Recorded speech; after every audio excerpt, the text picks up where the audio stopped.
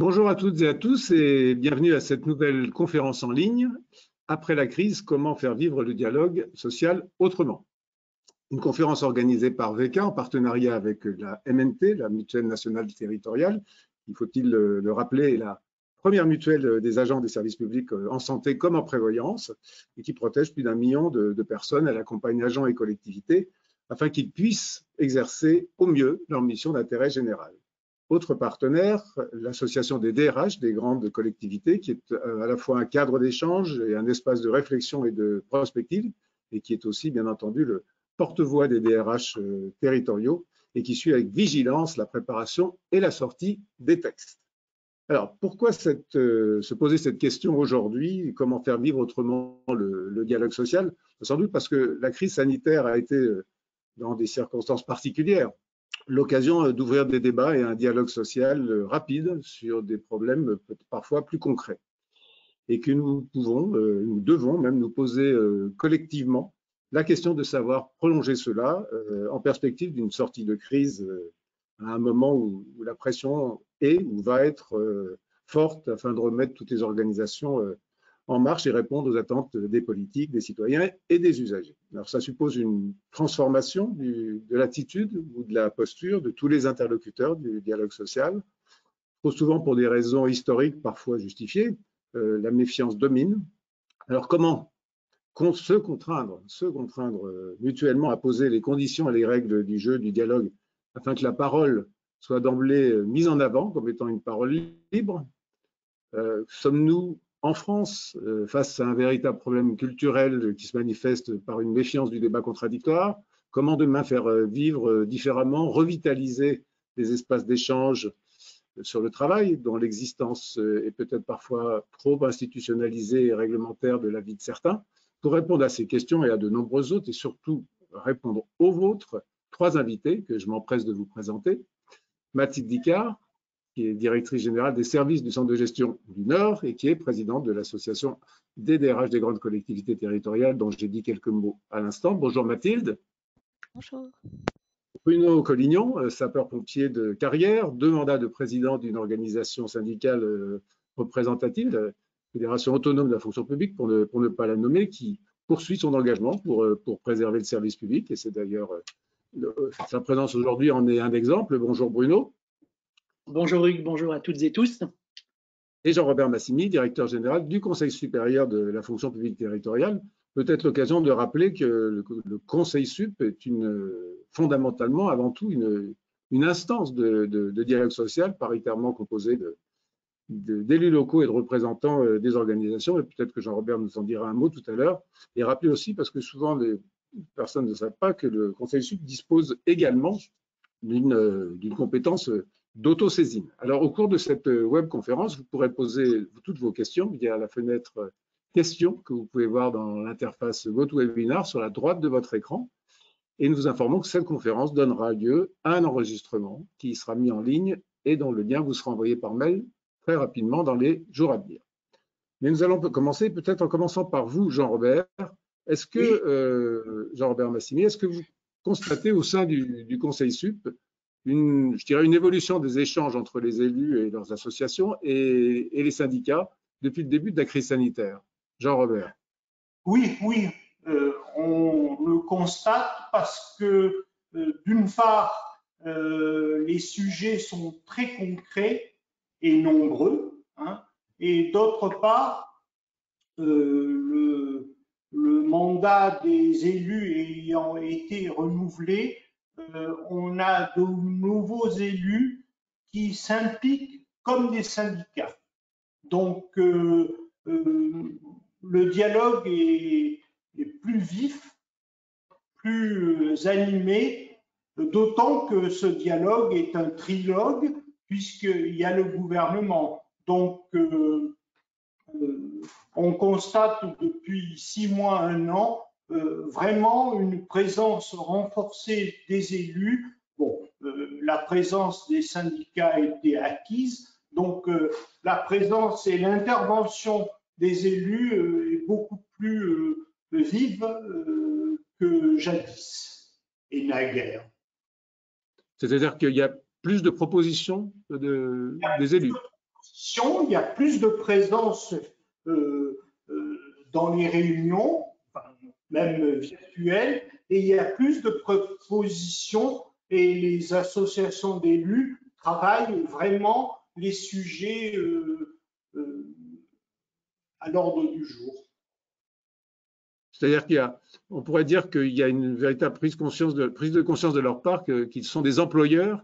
Voilà. Il y a une prise de conscience que voulait Philippe Laurent depuis longtemps. Il y a une prise de conscience après les élections municipales de leur fonction d'employeur et des enjeux de cette fonction d'employeur au plan social et au plan de la gestion de la crise sanitaire, évidemment. Vous me disiez, Oui. Pardon, je vous ai coupé? Non? La crise sanitaire a révélé en quelque sorte le rôle d'employeur aux employeurs. Vous me disiez en préparant cette webconférence que le numérique et le distanciel avaient un petit peu changé la donne dans les… Ah oui. De quelle sorte? Notamment parce qu'en fait, il y a beaucoup plus de présents, parce que des élus qui ne peuvent pas se déplacer parce qu'une heure de réunion, ça fait 4 heures de déplacement, là, en virtuel, sont présents, actifs, etc. Donc, on a des réunions à 20 ou 25, même, enfin, qui avant étaient à 10, 12. Donc maintenant, c'est beaucoup plus vivant et surtout contrasté parce que les syndicats sont toujours présents, mais les élus sont plus que jamais présents. Par contre, j'imagine, un dialogue peut-être un petit peu différent du fait de la distance. Oui, on se dit, enfin, les élus se sont habitués, donc on arrive à comment dirais-je, une mouture correcte. Demain, on a une réunion présentielle, puisque c'est l'expression, donc on verra ce que ça change. La première réunion de plénière est présentielle depuis plusieurs mois, donc on verra ce que ça change, mais honnêtement, les élus sont beaucoup plus impliqués, les élus locaux. Alors, puisqu'on parle du Conseil sup, il y a une question qui nous est arrivée, qu'on avait d'ailleurs évoquée tous les deux, tous les trois, sur le fait que le dialogue social est quand même tributaire de la qualité des textes dont on hérite. C'est sûr que sur des textes qui sont parfois pas clairs, peut-être parfois hors sol, enfin c'est moi qui dis ça, le dialogue n'est pas forcément évident avec toute la bonne volonté qu'on peut avoir. Quelle est votre analyse sur cette problème? Notre analyse est similaire parce que souvent on a des textes plaqués de l'État aux collectivités et les élus et les syndicats rechignent, notamment sur le télétravail. Honnêtement, les textes sont, le projet de texte est fait pour des administrations tertiaires. Or, les communes sont des administrations d'intervention, de politique sociale, d'intervention sur le terrain. Et donc, les élus et les syndicats, d'ailleurs, ne s'y retrouvent pas. Et donc, on fait des propositions alternatives très nombreuses. Enfin, en tout cas, on retiendra que le numérique, en l'occurrence, facilite peut-être les problèmes d'agenda des élus. Ah oui. Ça, ils demandent des réunions virtuelles au-delà de la crise sanitaire. Très bien. Voilà. Merci. Je me tourne vers Mathilde, enfin, je me retourne virtuellement vers Mathilde et Bruno, d'abord pour savoir si les propos de Jean-Robert leur font penser à certaines réactions ou certains commentaires qu'ils veulent apporter. Et puis, pour leur poser une question peut-être un peu plus générale, à vous deux, c'est en gros, selon vous, puis à la place où vous êtes, parce que je veux dire, vous êtes directeur de gestion, syndicaliste, etc., on n'a pas forcément nécessairement le même regard. À la place où vous êtes, est-ce que la crise sanitaire a changé, je dirais, la logique du dialogue social? Et est-ce que cela s'est passé de manière différente entre les deux confinements? Mathilde, peut-être, dans un premier temps. Merci, bonjour à toutes et à tous. Merci Hugues pour l'animation. Je suis ravie d'être avec vous aujourd'hui, avec Hugues Périnet, Jean-Robert Massimy et Bruno Collignon, puisque même si on n'est pas toujours d'accord sur tout, en tout cas je trouve qu'on s'entend bien, il y a un bon dialogue et je crois que c'est le sujet du jour. Et justement sur la question du dialogue et de l'évolution du dialogue social. Alors, je partage les constats de Jean-Robert Massimy, c'est-à-dire qu'il n'y a pas eu, ça ne s'est pas affaibli, et au contraire, moi, je trouve que ça s'est même renforcé. Vous parlez des différentes périodes de confinement. Ce qu'on peut dire, c'est que le dialogue social, il est totalement intense. Il l'est depuis le début de la crise et il continue aujourd'hui. Il y a eu cette première période où en effet les RH avec les membres notamment des CHSCT se sont organisés pour un dialogue très resserré avec des logiques de rencontres en visio notamment toutes les semaines ou toutes les 2 semaines, des points qui était fait régulièrement dans la période où en fait d'ailleurs on parlait de normes, il n'y avait pas encore de normes, donc il y avait toute une doctrine, une posture à construire aussi bien interne que pour inspirer également les normes qui étaient en train de se structurer au niveau national, un travail aussi autour des plans de continuité, des sujets, fameux sujets, maintenant plus personne ne va entendre parler de tout ça, mais qui nous ont beaucoup occupés, des ASA, des congés, etc. Et puis ensuite, ce travail a évolué sur la question de l'adaptation du service public, puisque dès le mois de septembre-octobre, il y a eu aussi tous les sujets de comment adapter le service public avec certains personnels qui étaient privés de travail du fait d'équipements fermés et comment notamment les réaffecter. Donc le dialogue social, il a aussi beaucoup porté sur ça et progressivement, ce que je constate au niveau local et puis aussi au niveau national, c'est qu'il y a des questions plus catégorielles qui sont arrivées, propres à certains métiers, propres aussi au sujet de primes notamment.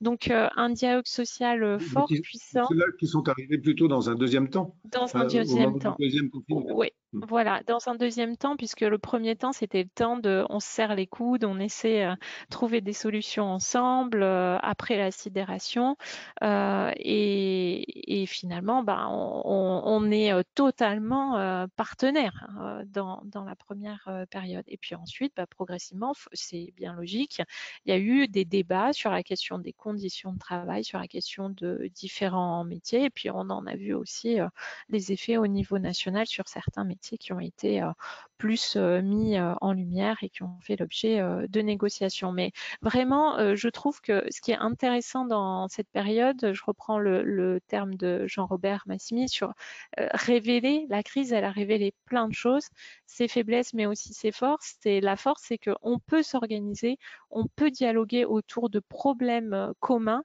en tant que partenaire. Et ça, c'est très précieux pour la suite.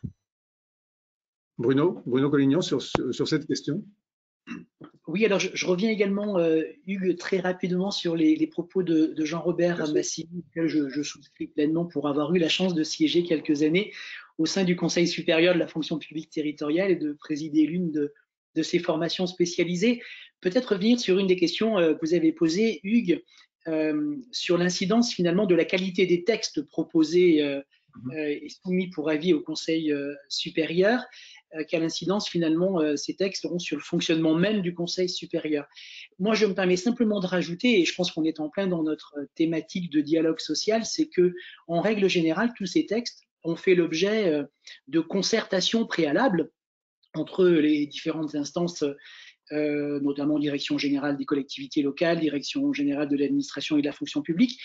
Et c'est plutôt en fonction des conditions dans lesquelles se sont déroulés tous ces échanges préalables que finalement la qualité des échanges au sein du Conseil supérieur, qui est un peu l'ultime étape de validation en quelque sorte de ces textes, on voit bien qu'un texte qui a été soumis à des tensions très fortes pendant les réunions de concertation, avec des points de désaccord profonds et finalement peu de consensus qui se sont dégagés, eh bien lorsqu'on arrive au Conseil sup, malgré, je le répète, et Jean-Robert le sait même quand il n'est pas présent dans le cadre de certains de nos échanges, je reste persuadé que ce Conseil sup fait la démonstration qu'un dialogue de qualité peut effectivement être mis en place. Toutes les parties prenantes du Conseil sup militent, je crois pouvoir le dire, pour que ça fonctionne plutôt très bien. Mais il est évident que quand on arrive avec un texte qui, pendant des semaines, voire parfois des mois, je pense notamment au texte lié à la transformation de la fonction publique, lorsque les tensions ont été très très fortes en amont, il est très difficile que le Conseil sup puisse gommer, niveler les oppositions fortes qui n'ont pas trouvé finalement de perspective j'allais dire, de consensus. S'agissant de ce qui s'est joué pendant ces 18 mois et pendant ces deux étapes, moi, je partage assez également ce que vient d'évoquer Mathilde Icard, y compris au travers de son expérience au niveau du Centre de gestion du Nord. Je rajouterais bien volontiers que cette période a été évidemment difficile. Elle a été révélatrice également de la capacité que nous avions à trouver à la fois d'autres formes d'échange et de dialogue, et peut-être révéler combien l'implication des uns et des autres avait du sens au sein de la fonction publique. Mais ces échanges ont été aussi impactés, j'allais dire, par l'agenda. La loi de transformation de la fonction publique du 6 août 2019 voilà, est arrivée avec ses comités sociaux territoriaux pour nous, d'administration et d'établissement dans les deux autres versants, les lignes directrices de gestion, bref. Il a fallu aussi intégrer toute cette nouvelle approche de dialogue social dans un contexte qui déjà était quand même partiellement fragilisé par une remise en cause de l'organisation même du dialogue tel que nous le vivions les uns les autres depuis plusieurs années, voire plusieurs dizaines d'années. Alors moi, je voulais revenir peut-être par une autre porte sur des propos tenus par Mathilde, d'une certaine manière, en tout cas des mots utilisés, notamment sur l'importance que le dialogue social soit véritablement sur des enjeux collectifs. C'est vrai que je discutais avec certains directeurs généraux, directrices générales de collectivités ou DRH qui me disaient que très souvent, le dialogue était plutôt une accumulation de sujets individuels, et on peut se demander si c'est vraiment la question du dialogue social ou son rôle, si quand ce genre de choses arrive, si c'est pas plus l'organisation elle-même qui ne fonctionne pas et qui ne fait pas son boulot. Donc, comment est-ce qu'on arrivait à concilier évidemment les enjeux catégoriels et arriver aussi à avoir des débats qui soient plus prospectifs et fondamentaux? Bruno, Mathilde, Jean-Robert. Au Conseil sup, on évite ces sujets individuels parce que c'est des textes.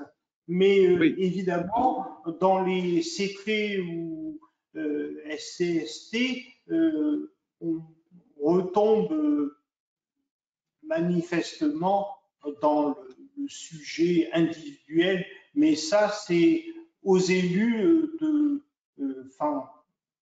de faire la pédagogie du dialogue social. Et ça, c'est pas facile. Mathilde, sur ce sujet? Oui, la question que vous posez, nous, on se la pose au sein de l'association depuis longtemps. On a pu structurer notre pensée dans le cadre de la mission qui avait été lancée et portée par Madame Esch et Messieurs Vigourou et Rouquette sur la préparation des accords collectifs. Dans la fonction publique territoriale, en tout cas les grandes collectivités, le dialogue social sous un angle collectif, c'est quand même pas nouveau. Il y a eu différentes périodes. Je pense par exemple aux périodes qu'on a connues dans les années 2000 qui étaient en lien plutôt avec la loi sur le temps de travail, les 35 heures, donc des négociations collectives sur le sujet du temps de travail. Et puis, progressivement, il y a eu l'époque, quelques années plus tard, des protocoles RH négociés avec les organisations syndicales qui étaient on va dire, une déclinaison des schémas directeurs des ressources humaines. Et à partir des années 2000, une logique plutôt d'agenda social, comme on peut le connaître dans d'autres secteurs, où là, il y a eu la volonté des employeurs de fixer le tempo, en fait. On commence à ce moment-là à négocier sur la méthode de négociation et on fixe des thématiques de discussion sur les années à venir. Donc ça, je trouve que c'est intéressant déjà de se dire que depuis 20 ans, il y a eu une évolution dans les modes de dialogue social et qu'il y a eu toujours cette volonté d'approche collective. Cela dit, ça n'a pas empêché d'avoir des préavis de grève, des conflits, des discussions plus catégorielles, plus spécifiques. Et finalement, dans ce qu'on observe quand même, et Bruno Collignon peut-être pourra donner son point de vue sur le sujet, moi en tout cas, ce que je constate, c'est que notre culture du dialogue social elle est plutôt basée, même si je le déplore, sur le conflit et la réaction. On est plutôt encore dans un dialogue social réactionnel qu'on subit.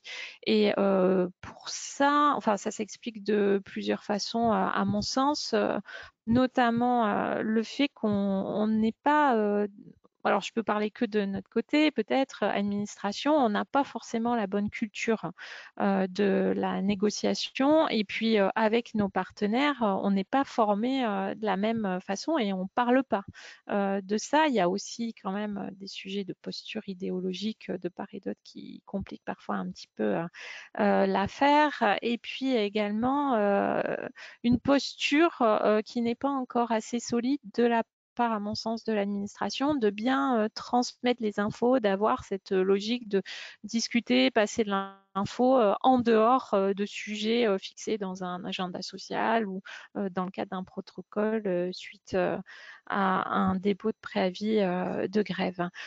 Donc, il y a du collectif, mais il y a encore beaucoup de chemin à faire. Et nous, ce que nous pensons, c'est qu'au travers des accords collectifs, qui là, on pourra y revenir, ont une portée juridique, on va pouvoir faire des choses. Et alors, vous parliez aussi de la fonction prospective. Moi, je trouve que ça, c'est un point très important. Et dans ma carrière, j'ai apprécié aussi ce pan-là, d'avoir des lieux, des espaces que l'administration crée. Je pense par exemple aux fonctions d'observatoire. Au moment où les plans égalité professionnelle ont été instaurés, par exemple, il y a souvent eu des fonctions d'observatoire, de l'égalité, des inégalités, enfin ça s'appelle différemment selon les collectivités. Et ça, par exemple, c'est des lieux où nous pouvons tous ensemble déjà se poser pour voir les chiffres, les réalités, faire des diagnostics partagés et puis construire, discuter de l'avenir.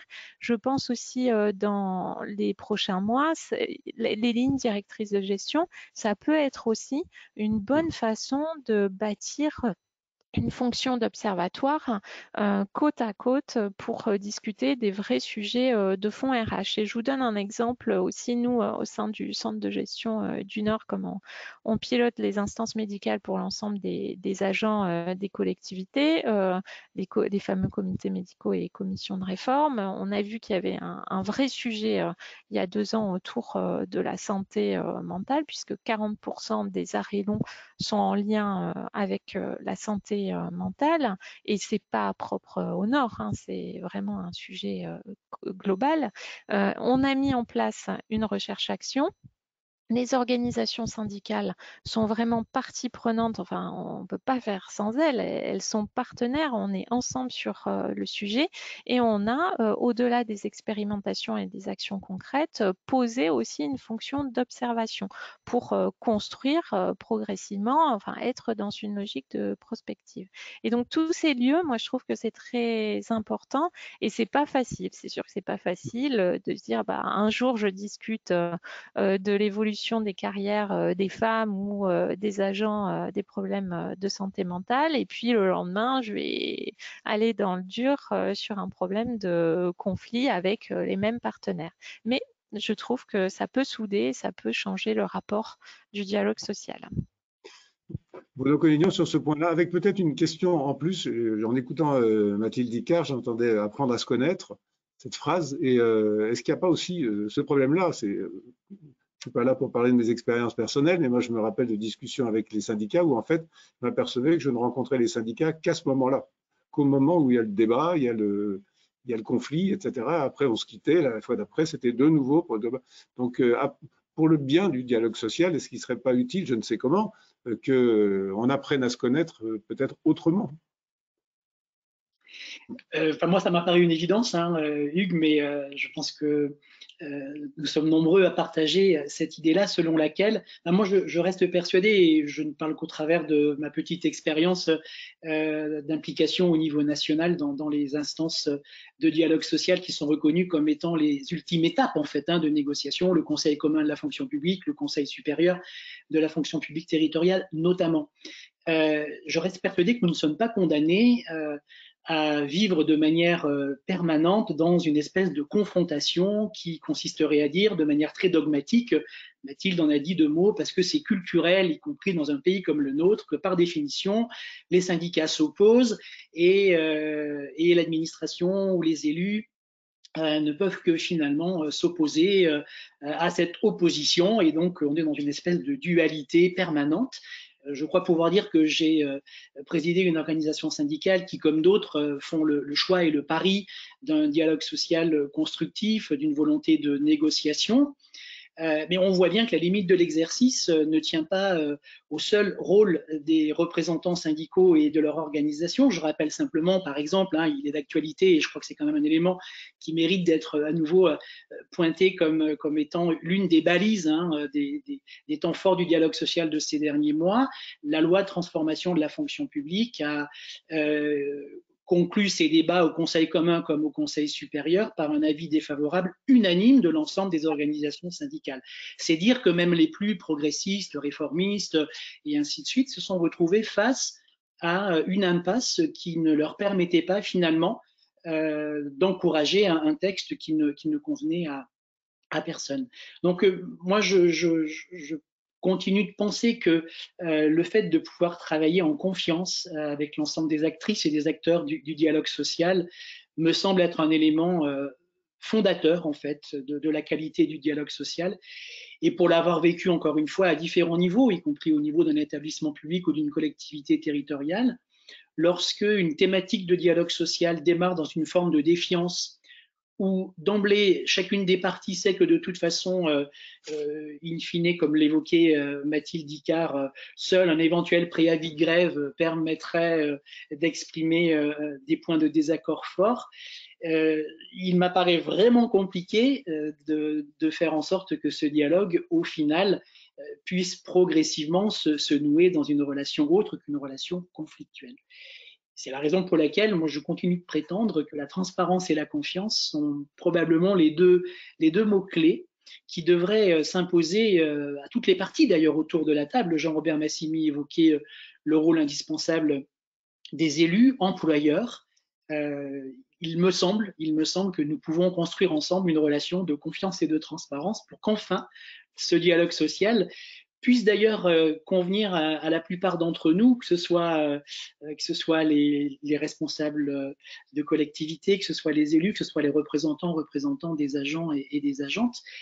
Parce que je reprends également vos propos, Hugues, quand vous indiquez qu'il est compliqué finalement de faire le lien entre un texte de portée générale qui notamment prend en compte le collectif n'oublions jamais que, in fine, ce texte de portée générale, y compris un texte de loi, un décret ou un arrêté, ont des conséquences inéluctables sur chaque agent et chaque agente du service public. Et Mathilde le disait, les éléments récents liés à la crise sanitaire ont pointé quand même du doigt que certaines missions dans la fonction publique, et je resterai que dans le versant territorial, ou les EHPAD, par exemple, je pense aux aides-soignants et aides-soignantes, dans les établissements d'enseignement primaire, je pense notamment aux ATSEM. Le Conseil supérieur avait fait un rapport intéressant en autosaisine sur les ATSEM, justement.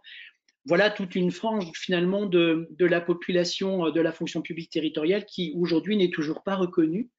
Et c'est donc particulièrement compliqué de s'inscrire dans une démarche collective d'intérêt général quand, in fine, on sait que ces agentes et ces agents-là n'en verront pas des effets très concrets, y compris en termes de reconnaissance et de valorisation de leur implication au sein de la fonction publique. Alors, Jean-Robert, évidemment, vous intervenez quand vous le souhaitez. Il y a un certain nombre de remarques, plus que de questions, mais qui ont un point commun, c'est qu'elles nous disent en gros que, là, je le lis sur un de mes multiples écrans, la démarche de dialogue social demeure d'abord entre les mains et l'intelligence d'hommes et de femmes plutôt que de structures. Et il est vrai que, c'est vrai que là, on peut se poser la question de savoir si je dirais la reconnaissance du dialogue social ne passe pas par la légitimité, je dirais, et la compétence peut-être aussi des interlocuteurs présents. Et ça, des deux côtés. Quand un élu ou une DGS sont présents à une réunion, quand la personne qui représente les syndicats vient et qu'elle est au courant du dossier, qu'elle l'a suivi et non pas quelqu'un qui tout d'un coup arrive avec une méconnaissance du dossier, il est évident que dès le départ, le dialogue est d'une part biaisé, mais surtout le poids des choix qui ont été faits en commun n'est pas du tout le même. Quel est votre sentiment par rapport à ces remarques d'internautes que j'ai un peu interprétées? Sur ce sujet, je suis d'accord que ça dépend de la qualité des interlocuteurs et qu'il faut une formation, mais c'est la qualité aussi des sujets. Par exemple, on voit que la PSC, qui est en débat, attire beaucoup les élus et les employeurs et les syndicats, et que ce sera le creuset probablement d'un dialogue social renouvelé, parce que la PSC, c'est pas seulement la protection sociale complémentaire, c'est la santé des agents, etc. Donc, il faut que chacun, employeur et syndicat, s'investissent concrètement dans les sujets, et c'est des sujets complexes, parce que financiers, sociaux, sanitaires, etc. C'est la célèbre formule, le grain à moudre. Il faut comment dirais-je, le grain est de plus en plus complexe, et donc il faut associer les compétences. Ce n'est pas Bruno Collignon qui me contestera. Alors après cette phrase de Meunier, si j'ose dire, célèbre dans les organisations syndicales. Hein. J'imagine, mais c'est vrai que les remarques que nous avons sont vraiment sur la réalité des rencontres entre employeurs et syndicats, et sur cette question de légitimité des intervenants. Et j'aimerais bien entendre Bruno et Mathilde sur ce sujet-là. Mathilde, Bruno, qui veut bien? Vas-y, Bruno. Alors, moi, je n'ai pas pour habitude d'apporter la contradiction à Jean-Robert Massimi, donc je ne vais pas démarrer ce matin, non, d'autant qu'on est en face sur ces enjeux-là, et il le sait. Plus sérieusement, bien évidemment que la qualité de l'interlocuteur, de l'interlocutrice sur les sujets qui sont évoqués, cette qualité en matière notamment de maîtrise de la thématique mise en débat, et aussi peut-être du statut, de la notion d'intérêt général et ainsi de suite me semble fondamentale. J'ai le souvenir, moi, que l'organisation dans laquelle j'ai eu l'occasion d'exercer mes missions de syndicaliste plaide justement pour une formation de qualité à destiner à l'ensemble des personnes qui siègent dans les instances et quel que soit le niveau de l'instance. Mais là encore, pour apporter un élément de pondération, et alors je ne sais pas comment ça se passe au niveau du centre de gestion du Nord, même si j'ai une petite idée sur le fait que on va le savoir bientôt. On va le savoir bientôt, mais pour connaître le fonctionnement donc, qui est celui du Conseil supérieur, et ce n'est pas propre à l'organisation du Conseil supérieur, lorsque dans une instance de dialogue social, quel que soit son niveau, les textes et les documents qui sont proposés à discussion et in fine soumis pour avis ne sont adressés notamment aux représentants du personnel que dans un délai qui parfois d'ailleurs n'est pas un délai qui est conforme aux règles qui prévalent dans le fonctionnement de telle ou telle instance, ça induit forcément une relation un peu compliquée parce que malgré toute votre bonne volonté, votre culture relativement fine du statut, du droit, des obligations des fonctionnaires, lorsque le texte finalement que vous êtes chargé de défendre, voire de compléter, d'amender, vous arrive dans des délais qui sont incompatibles avec la prise de connaissance de l'ensemble d'un sujet parfois complexe et le fait de pouvoir également consulter en interne, parce que je pense que pour que le débat démocratique puisse s'instaurer, y compris au sein de chacune des organisations syndicales, ça suppose qu'on ait un peu de temps pour pouvoir en débattre en interne. Et je pense là non plus que Jean-Robert ne me démentira pas, c'est une façon de lui renvoyer la question. Il arrive, de mon point de vue, beaucoup trop souvent. Et je ne mets pas en cause parfois la difficulté que peut avoir l'administration à boucler et à finaliser des textes dans des délais qui soient le plus en amont possible de la tenue de l'instance. Mais ça aussi, je pense, Hugues, il faut qu'on intègre que ça vient quand même ternir de manière non négligeable la qualité du dialogue, tout simplement parce qu'on considère ne pas avoir été pris en compte de la manière aussi légitime qu'on est en droit de le souhaiter.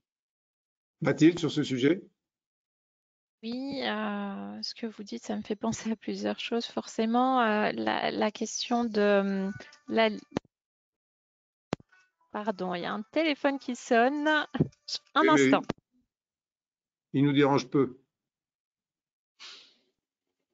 Il paraît que dans le dialogue social, il y a un moment où on parle de la politique de la chaise vide, non? Là, nous y sommes. Ah, exactement. J'ai décidé de ne pas répondre à cette question. Eh bien, je vous la repose. Voilà. Alors, voilà, ça y est, je sais arrêter ce téléphone, excusez-moi, qui n'est pas à moi. Moi, j'étais tout à fait sérieuse, j'ai suivi les règles. Oui, ce que je voulais dire, c'est qu'effectivement, la question de la légitimité, savoir de quoi on parle, je pense au cadre de direction, au manager, au RH, être en prise avec le réel, être sur le terrain aussi, ça c'est important. Ça compte dans ce qu'on renvoie aussi. Mais ça, c'est lié, enfin c'est logique. Ceux qui ne le font pas, je pense que progressivement, c'est important qu'ils puissent le faire. Après, il y a la question des personnes en tant que telles. Moi, j'ai toujours veillé personnellement, puisqu'on parle de nous aussi, à ce que le dialogue social soit, décidément, excusez-moi, que le dialogue social soit de bonne qualité dans ma pratique professionnelle. Mais à l'inverse, j'ai aussi toujours essayé de construire un dialogue qui dépasse les personnes. Alors, c'est peut-être un peu conceptuel ce que je veux dire, mais il ne faut pas que ça s'effondre quand on part. Il ne faut pas que ça tienne parce qu'il y a des bonnes volontés individuelles, personnelles, parce qu'on a construit ensemble, etc. Et c'est là où les dispositifs, à mon sens, institutionnels comptent autant. Donc, la légitimité, la compétence, mais aussi des dispositifs institutionnels qui sécurisent. Je pense par exemple dans les accords collectif, nous, ce qu'on avait proposé au sein de l'association, c'est que les accords de méthode soient obligatoires. C'est-à-dire, on ne discute pas du fond avant de discuter de la méthode pour un peu structurer tout ça. Bon, ça n'a pas été repris comme tel, c'est plutôt une possibilité, mais nous préconisons ça. Donc, des dispositifs qui permettent de bien cadrer, de fixer, de poser des garde-fous. Et je pense aussi que le secteur privé a beaucoup à nous apprendre, ou en tout cas, on a beaucoup à tirer de leurs expériences, des éventuels écueils aussi, puisqu'ils ont beaucoup de recul par rapport à nous sur ces sujets. Voilà, donc compétences et légitimité, mais pour moi aussi dispositif institutionnel qui dépasse les personnes pour que ça reste en fait. Alors, on a de nombreuses questions et donc je vais vous demander une discipline et j'en suis désolé, c'est d'être relativement bref dans vos réponses. Je vous avais prévenu que pour des intervenants, ce format est parfois un exercice de frustration. En voilà un bel exemple. Alors, je me permets d'égrener quelques questions et y répond qui veut et si possible de manière assez brève. Est-ce que vous pensez que les comités sociaux territoriaux vont permettre un meilleur dialogue social? Qui veut répondre? Moi, je veux bien simplement, et sans parti pris aucun, hein, et je saurais reconnaître dans quelques années, peut-être que ma vision a été quelque peu erronée ou tronquée par mon expérience de syndicaliste. Quel paradoxe quand même. Juste, j'ai bien compris la consigne, Hugues, donc je vais faire très court. L'idée quand même du comité social territorial, comme d'ailleurs dans les deux autres versants, c'est de redéfinir un peu l'organisation des deux instances qu'étaient le comité technique et le CHSCT. Je redis quel paradoxe parce que je crois d'ailleurs que certains l'ont dit encore récemment, le CHSCT était probablement l'un des lieux de dialogue social dans lequel on abordait justement des enjeux qui touchent aussi aux personnes, qui touchent à la qualité du travail, à la manière dont l'employeur aussi prenait soin, hein, je prends des raccourcis, mais prenait soin de ses agents et de ses agents. Voilà donc une instance qui va disparaître, hein, je pèse mes mots, c'est pas un élément de langage, c'est pas une position dogmatique. Quand on voit quand même, Mathilde Icard le disait, on est aussi en partenariat avec la MNT qui a un vrai souci hein, sur l'accompagnement des agents dans le cadre de la santé et de la sécurité au travail. Je reste persuadé que nous commettons collectivement, hein, je ne l'ai pas encouragé, vous l'aurez compris, mais nous commettons collectivement une erreur majeure en gommant la spécificité du CHSCT, en intégrant cette dimension-là dans une instance qui s'appelle donc dorénavant le comité, le conseil social territorial. D'accord. Alors, je continue et puis nous répartirons, vous répartirez les réponses. Un sujet qui revient fréquemment et que d'ailleurs nous avions évoqué en préparant cette émission, je lis cette question. Avec cette crise sanitaire, on a vu se mettre en place de nouvelles formes d'échanges avec les agents, de dialogue plus direct. N'y a-t-il pas un risque pour l'avenir du dialogue social? C'est cette question sur une espèce de dilution du dialogue social et qui pose peut-être même une autre question que vous évoquiez tout à l'heure, je crois que c'était Mathilde, sur le fait que le fait d'avoir des lieux institutionnalisés gardent leur importance tout de même. Oui, il faut pas... L'informel gagne sur le formel et donc de discréditer les membres et les conseils ou comités officiels. Ça, c'est un risque et il faut que les employeurs jouent bien l'informel en relation avec le formel. Ça, c'est un défi organisationnel. Oui, sur ce sujet.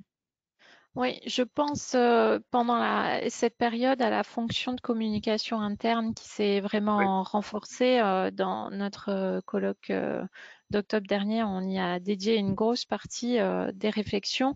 Donc la com interne, là maintenant, elle est incontournable. Elle est bien utilisée pour pouvoir toucher directement les agents, pour pouvoir recueillir aussi leurs besoins.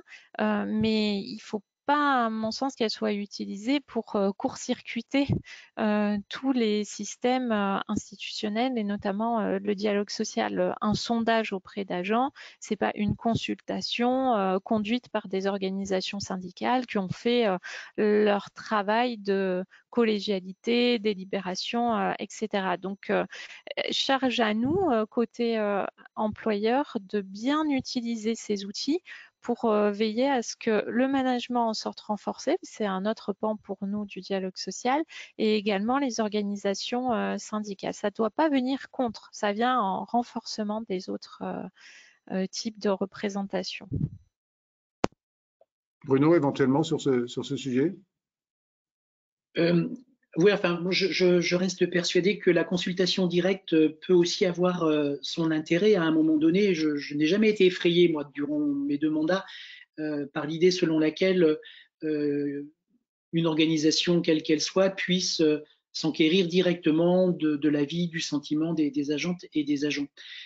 Pour autant, et ce que je mets souvent en avant, c'est que à un moment donné, le formalisme propre aux instances de dialogue social, et encore une fois, quel que soit le niveau, permet aussi d'asseoir la légitimité des décisions prises sur des personnes qui sont soit mandatées, soit élues. Et à partir de là, je reprends souvent l'exemple, quand Bruno Collignon s'exprime sur l'idée qu'il a sur tel ou tel sujet, c'est bien le citoyen ou l'usager du service public qui s'exprime. Quand la même personne s'exprime au nom d'une organisation syndicale au travers de laquelle cette personne a été élue, du coup, le poids, me semble-t-il, des propos, des arguments qui sont mis en avant est tout autre. Et si on reprend les derniers exemples, je cite souvent la Convention citoyenne pour le climat, pour intéressante qu'elle soit, hein, sur les propositions qui ont été faites, il n'en demeure pas moins que ce sont des propositions qui émanaient de citoyens. Et encore une fois, ça a vraiment de l'intérêt, hein, et ça a du sens, me semble-t-il, au sens de la société civile. Mais on voit bien qu'au final, la manière dont le gouvernement s'est finalement assez peu saisi de toutes ces propositions-là, finalement démontre la fragilité d'une telle organisation.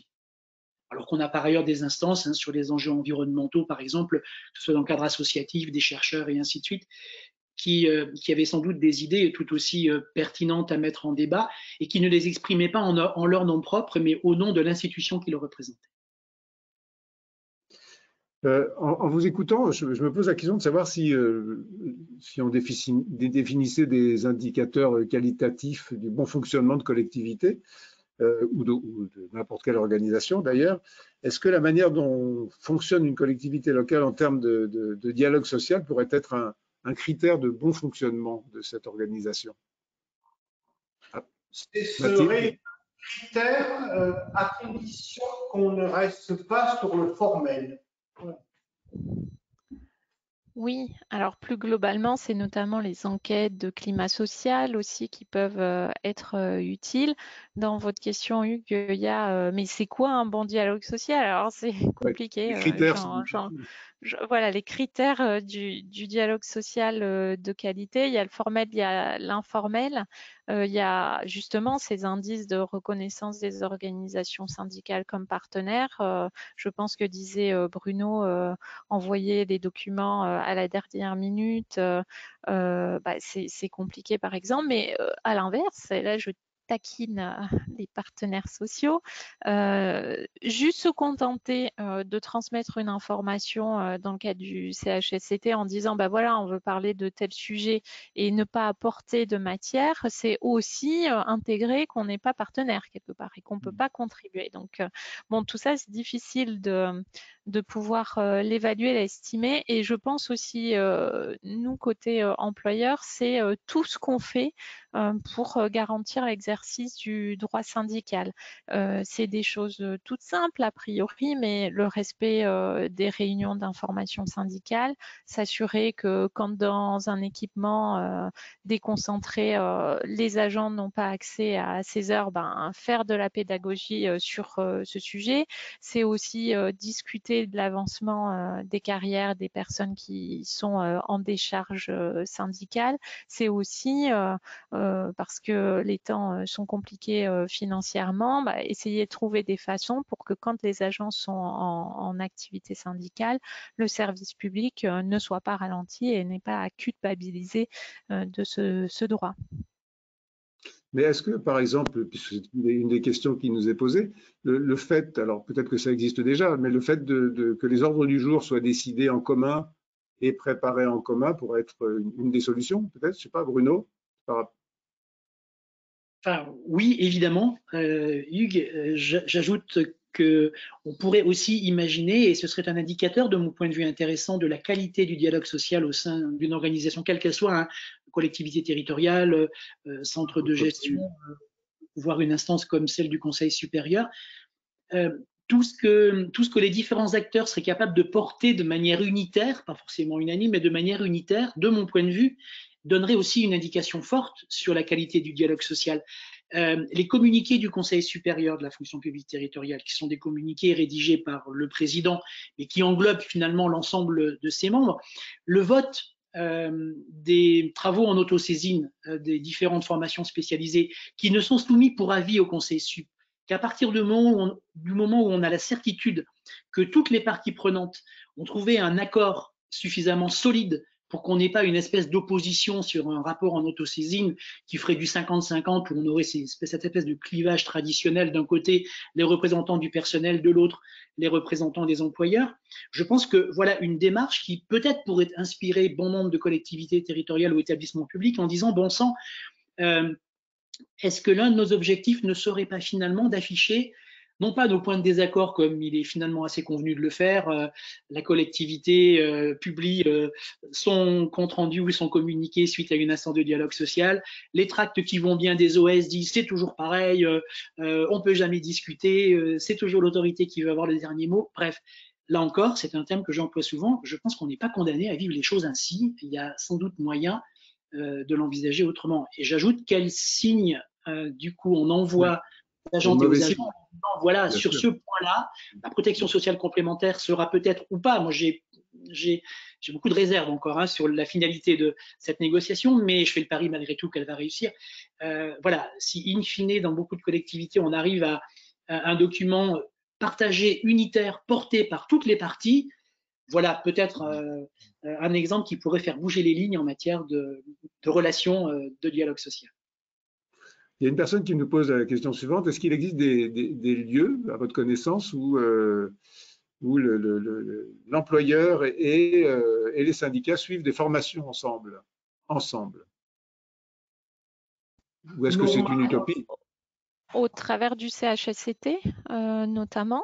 Et ça sera un enjeu pour les futurs comités aussi, puisqu'il y a des formations obligatoires employeurs, représentants, élus syndicaux. Et c'est intéressant justement sur un sujet qui dépasse, on va dire, les positions politiques, le sujet de la santé au travail. Oui. Ça peut être aussi, par exemple, et c'est toujours en lien avec la santé au travail. Par exemple, moi, dans mes fonctions, là, je mets en place des formations partagées sur la question du signalement, la lutte contre les violences sexistes et sexuelles. Bon, on parle de sujets importants ensemble. Par contre, se former ensemble sur la négociation, par exemple, non. D'accord. Alors, je reprends quelques questions, le temps passant très vite. La crise sanitaire ne relance-t-elle pas un dialogue social qui va perdre nombre de prérogatives ou d'influence avec la loi d'août 2019? Jean-Robert, peut-être?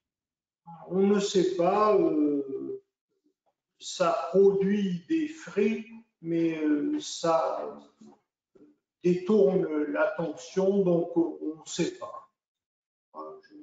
Je suis sceptique. Mathilde a peut-être d'autres idées là-dessus. Je ne sais pas. Alors, est-ce que vous pouvez répéter la question, pardon, parce que j'ai mal. La crise sanitaire ne relance-t-elle pas un dialogue social qui va perdre nombre de prérogatives ou d'influence, entre guillemets, avec la loi d'août 2019? Mais après, ça dépend ce qu'on en fait. Moi, je vais pas me prononcer sur la loi. Si, et en tout cas, nous ici, et puis ceux qui écoutent en sont convaincus aussi, si nous pensons que le dialogue social est nécessaire, et que ce soit pas d'ailleurs, j'en profite là parce que je me disais, il faudrait pas que les personnes pensent que moi je prône un dialogue social plat où tout va bien. Non, confronter, la controverse, c'est important aussi. Donc si on pense que c'est important, ça restera. Moi aussi, je pense que, comme Bruno Collignon, que la question des CHSCT, bon, voilà, c'était pas la décision la plus heureuse, mais charge à nous de fixer comme priorité la santé, la prévention dans le dialogue social. Donc, négocions sur ces sujets, fixons un cadre pour que ce dialogue soit toujours aussi fort dans le cadre de la controverse aussi, bien sûr.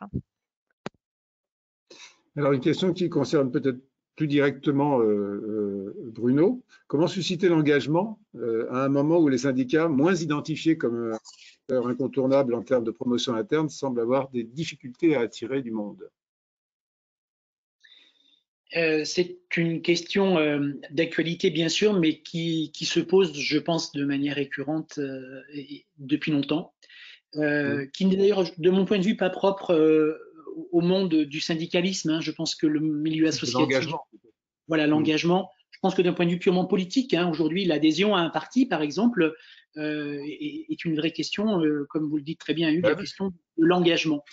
Moi, j'ai pour habitude aussi de mettre en avant qu'il est particulièrement compliqué de convaincre un agent ou une agente de s'engager, ne serait-ce qu'au travers d'une adhésion, puis éventuellement au travers d'une candidature pour des élections professionnelles. Dès lors qu'au final, quand on regarde de manière objective sur un mandat, par exemple, écoulé, il est très compliqué de mettre en avant ce sur quoi le syndicat a permis de faire bouger les lignes. Et quand je dis faire bouger les lignes, c'est pas simplement d'un point de vue du régime indemnitaire ou de la minoration du temps de travail, mais de faire bouger les lignes globalement sur les conditions de travail au sein de la collectivité. Et là encore, hein, sans faire d'analogie de comptoir, mais je pense que le taux d'abstention auquel nous avons toutes et tous